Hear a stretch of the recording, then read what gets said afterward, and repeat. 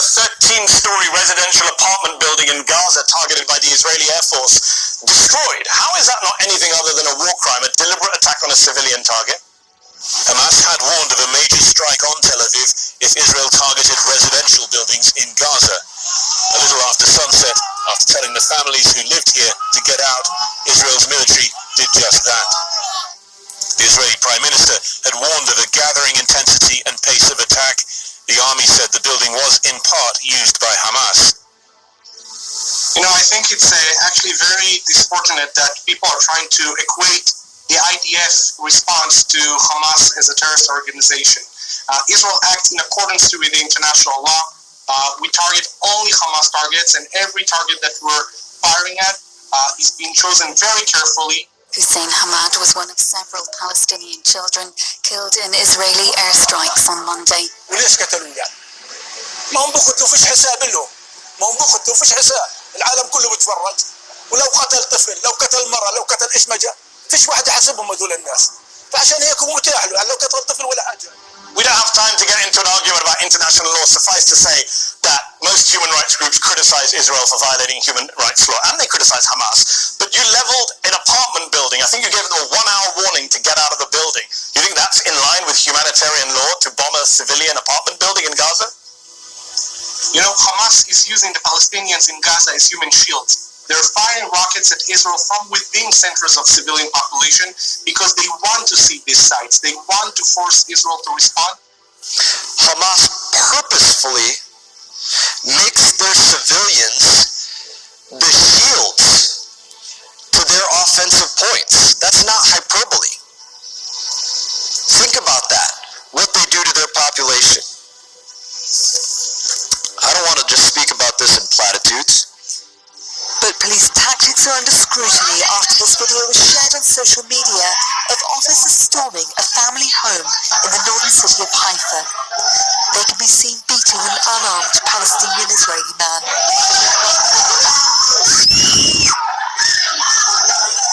And to the south of Tel Aviv, the city of Lod has been put under a state of emergency, the first in an Arab community since 1966. You were mentioning earlier in your show about the casualties and the children that were killed, and you said that it was results of IDF strikes. But we know for a fact that 6 of these children, for example, were killed because of Hamas rockets were misfired and fell in within the Gaza Strip, and they killed the Palestinians. So I'm taking any report just to be clear, I just want to be clear here, Elad. I just want it to be clear. Let's find common ground. Are we now saying, is your position, because I'm sure militant groups are listening in from across the world, is your position that apartment buildings are fair game if there's someone inside you don't like? Is that the position of the Israeli government tonight? You know, you say that you don't want to go into international law, but the question that you're asking is exactly a question of international law. It's a question of what is a legitimate target. It's a simple question. Are apartment buildings okay to bomb? Because I'm sure Hamas will say that. A military target, then it's a legitimate strike. If Hamas is using the target in order to hide weapons, in order to use it as a commanding post, then it's a legitimate strike. But you said you don't want to go there, so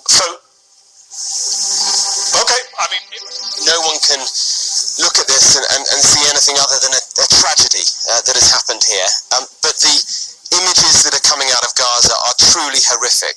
It seems that what Israel is doing in Gaza is totally disproportionate to what is happening here. I would beg to differ.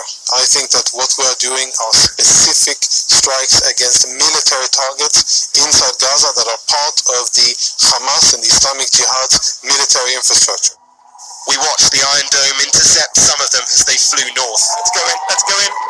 Come on, Mohammed. Hamas claims to be the defender of the Palestinian cause, striking their occupier. Israel will strike back harder still, and the diplomacy to break this cycle isn't there. But how did this current attack start and why? Well, you've got a number of separate issues. You've got the Israelis who are trying to expand into East Jerusalem, which the Palestinians say belongs to them. You've also got political unrest within Israel itself. They can't agree on who ought to be prime minister. They're having a series of general elections, all of which are inconclusive. And then you've also got political tensions within the Palestinian community itself, between Hamas, which is doing the attacking from Gaza, and the Palestine Liberation Organization. nation. So both sides have got their own internal politics as well as external politics, and then you've got the outside countries like Iran, etc., who also want to buy into the controversy. This morning, Israeli tanks were filmed heading towards the border with Gaza.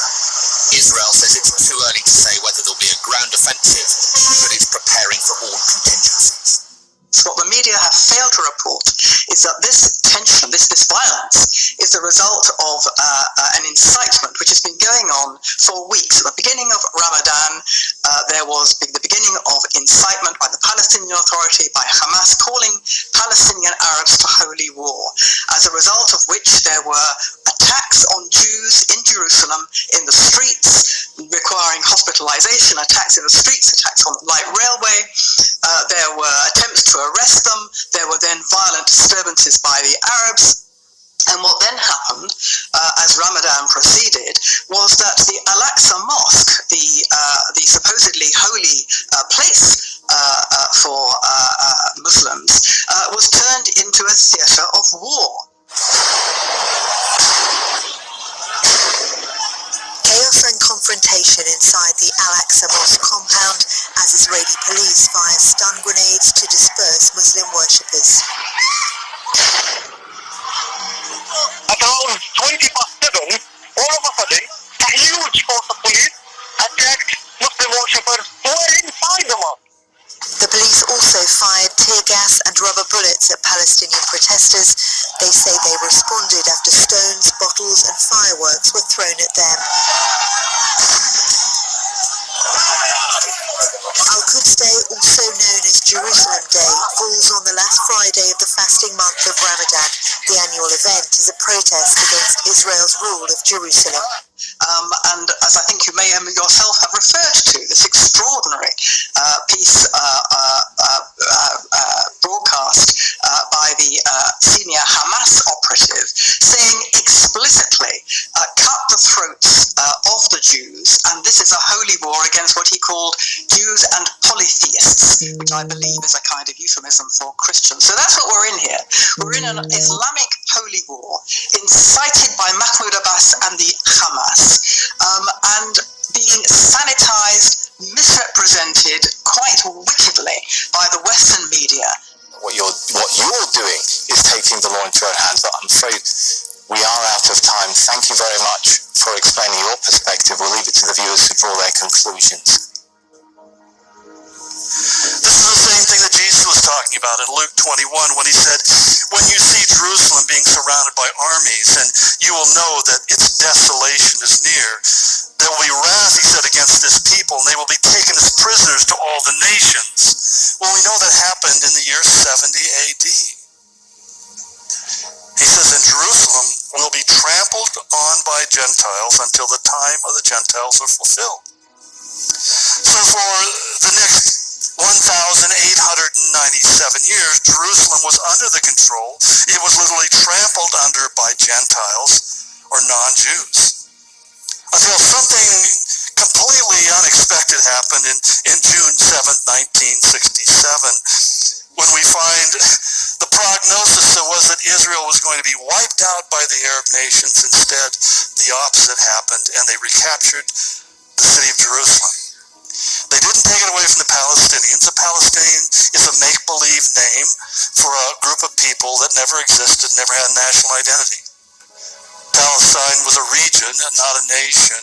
It was Jordan, the country of Jordan, that controlled that entire area, including the city of Jerusalem.